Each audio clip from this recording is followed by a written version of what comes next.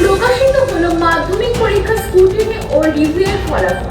নতুন ফলাফল প্রকাশে মেধা তালিকায় প্রথম 10-এ স্থান পেয়েছে আরো 9 জন পড়ুয়া। নয়া ফল প্রকাশের পর মেধা তালিকায় জায়গা করে নিল মোট 75 জন পড়ুয়া। মাওবাদী মুক্ত ভারতের লক্ষ্য ফের বড় সাফল্য। অন্ধ্রপ্রদেশ ও উড়িষ্যার বর্ডার এলাকায় নিরাপত্তা বাহিনীর অভিযানে খতম 3 শীর্ষ মাওবাদী নেতা। শুভাংশু শুক্লা ও তার 3 সঙ্গে মহাকাশ অভিযানের দিন ফের পিছু।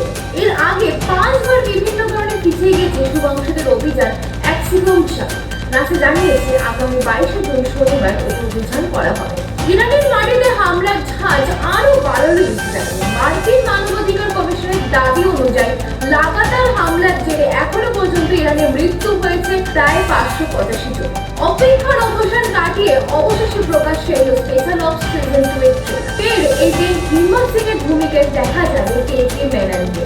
বিনোদন জগতে আচমকা নেমে এলো বিরাট শোকের ছায়া। সম্প্রতি ডিজাইনার লাইভ অ্যাকশন লিলো অ্যান্ড স্টিচে অভিনয় করা অভিনেতা ডেভিড লেকি প্রয়াত হলেন। মৃত্যুকালে তার বয়স হয়েছিল 57 বছর। ডিসেম্বর শহরে চমকের অপেক্ষায় ফুটবল প্রেমীরা। দীর্ঘ 14 বছর পর কলকাতায় আসতে চলেছে লিওনেল মেসি। স্বপ্নপূরণ বৈভব সূর্যবংশী মাত্র 14 বছর বয়সে ইংল্যান্ড অনুর্ধ-19 দলের বিরুদ্ধে 5টি ওয়ানডে ম্যাচ এবং 2টি 4 দিনের টেস্ট ম্যাচ খেলবে বৈভব। সর্বশেষ ওয়েদার আপডেট। ভোর থেকে ভিজে শহর থেকে গ্রাম। আবহাওয়া দপ্তর সূত্রের খবর, আজ বুধবার কলকাতার সর্বোচ্চ তাপমাত্রা 28.4 ডিগ্রি সেলসিয়াস, সর্বনিম্ন তাপমাত্রা 25.7 ডিগ্রি সেলসিয়াস।